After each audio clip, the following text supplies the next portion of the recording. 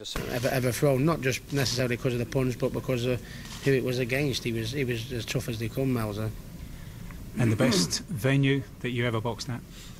It's very hard to say. I mean, the MEN Arena was obviously like a bit of a spiritual home for me. I mean, I felt that comfortable at the MEN Arena. I could have moved my bed in. I had my greatest night there against Costello. But obviously, you always dream about going to places like Las Vegas, seeing your name up in lights. So the fights at the MGM Grand, I had a win there against Paulie Malignaggi and 2 losses there. But the MGM Grand was good, but it was always a dream. If you remember, for years I was always talking about boxing at Manchester City's ground. At first it was the old main road, and that never quite come off, but eventually I got the City of Manchester Stadium at Eastlands.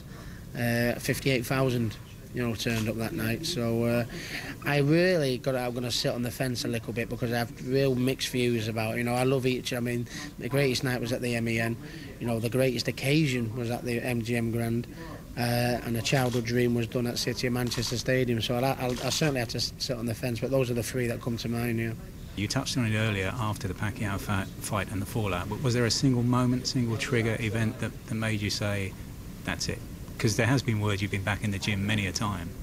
I had been back in the gym, and that was probably the most worrying thing for me, really. After the Pacquiao fight, I scrubbed myself down, got myself back, and I went in the training camp for a few days. I announced that I was making a comeback, and I went in training for a few weeks, and the fire in the belly just wasn't there no more. In order to do a 12-week training camp, to get up in the morning and go running, to start dieting, to start sparring and training, to go through that whole hard slog and do all them sacrifices, you need to have a real motivation. You need to have a goal to set and everything. And no one loved going into training camp more than me. I loved going into training camp, getting my weight off, proving everybody wrong. You used to see me at week 12 and week 1. People used to stand back in amazement, and that was my drive in many ways. But I know after the Pacquiao fight, the drive had just disappeared.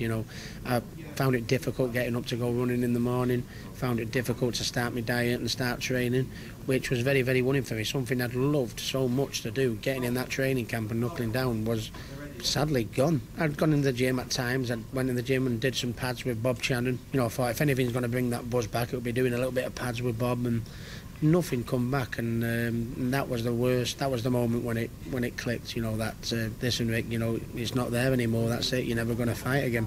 And I've held on to it for 2 years since the Manny Pacquiao fight, and I think in doing so, I don't think I've done myself no favours. Obviously, it was clear to see what happened to me. I hit an all-time low with what happened to me. I went to the Priory, and really, I think because I knew it was over then, but I was holding on to a dream that was no longer, and I think I need closure on my career so I can move on with my life now.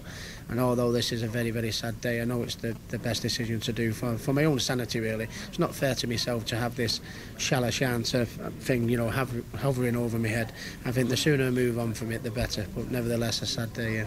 Looking back on your career, putting it in perspective, how do you want to be remembered? I'd like to be remembered as someone that fought the best, was exciting, was always on the front foot, always challenged the best, move up in weight, give British boxing fans a lot of entertaining night. But no matter how successful I become, it never went to my head. I just still remained the same person that I've always been from day one. I'd like to think I'll be remembered as Ricky Hatton, the world champion, but he was still one of us. Your thoughts, your memories, your appreciation of Ricky Hatton, who's announced his retirement today on 85058. Our boxing commentator Mike Costello, who did that interview in the studio with me, just on the problems that he had and has had in recent times. Do you think that really boiled down to him struggling to come to terms with the fact that he wouldn't get back in the ring? I think it was absolutely that.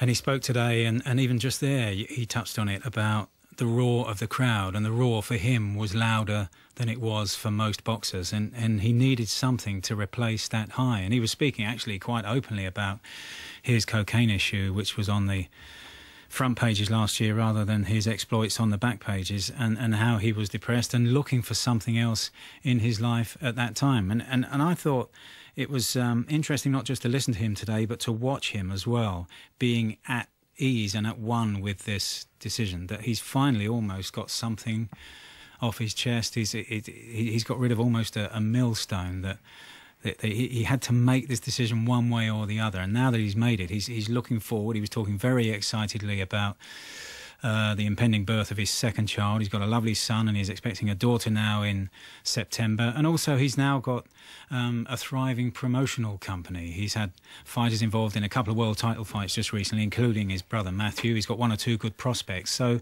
you know, with the family and the promotional company, it has to be hoped by all around him that there are two streams of interest there that will keep him going.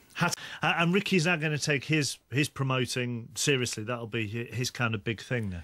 Yes, and he has been involved for the last couple of years while he's been, should we say, semi-retired. But it's now something he can focus on almost exclusively.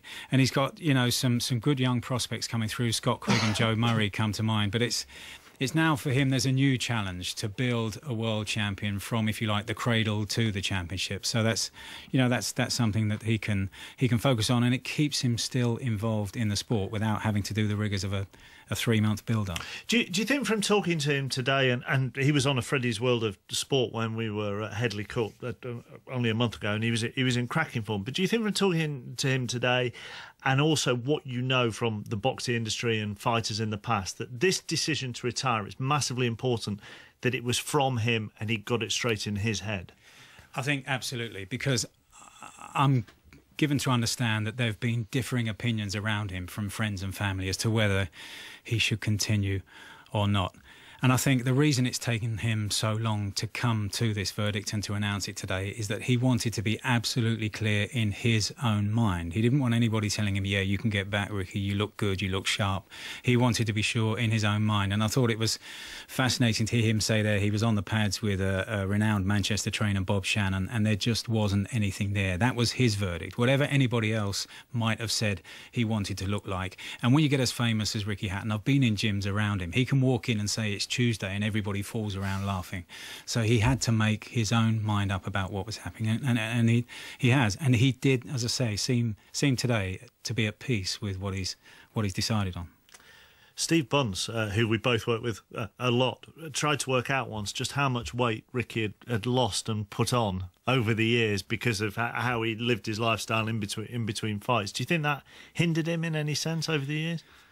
You could say it actually helped him, because when you've had a 3-month build-up to a fight of that nature, and I've just been through another one with David Hay, it takes some coming down from. And if that was his way of relaxing in the interim, and we can overplay it, you know. Yes, Steve's got some fabulous figures about the hundreds of stones that he lost across these big fights.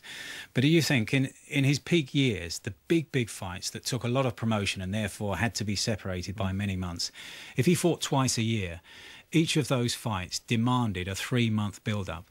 For 6 months of every year, he was working like very few men on the planet.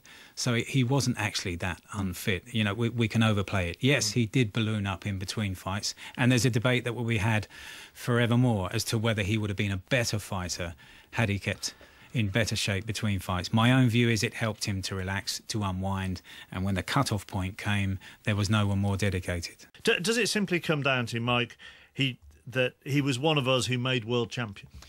I think that's it. And Robert Smith, the General Secretary of the British Boxing Board of Control, was at the lunch today, and he said something about how Hatton brought others into boxing's tent, and that was one of the most important assets that he had. Paulie Malignaggi touched on it there. He brought something different to the fight game. A Ricky Hatton fight was an event, and that's not something you can say about every fighter. Chris in Bishop Stortford sums it up on the text. An absolute legend. He'll never be forgotten. I'm glad he knew when to call it a day at last, which I think all boxing fans will. There's a sense of relief, isn't there, I think there is, because those images are implanted in our minds of him being knocked out by Manny Pacquiao 2 years ago in one of the most brutal and savage knockouts you're ever likely to see. So it's good to see him walking away, and good to see him smiling as he walks away too. Mike, thank you very much for that this evening.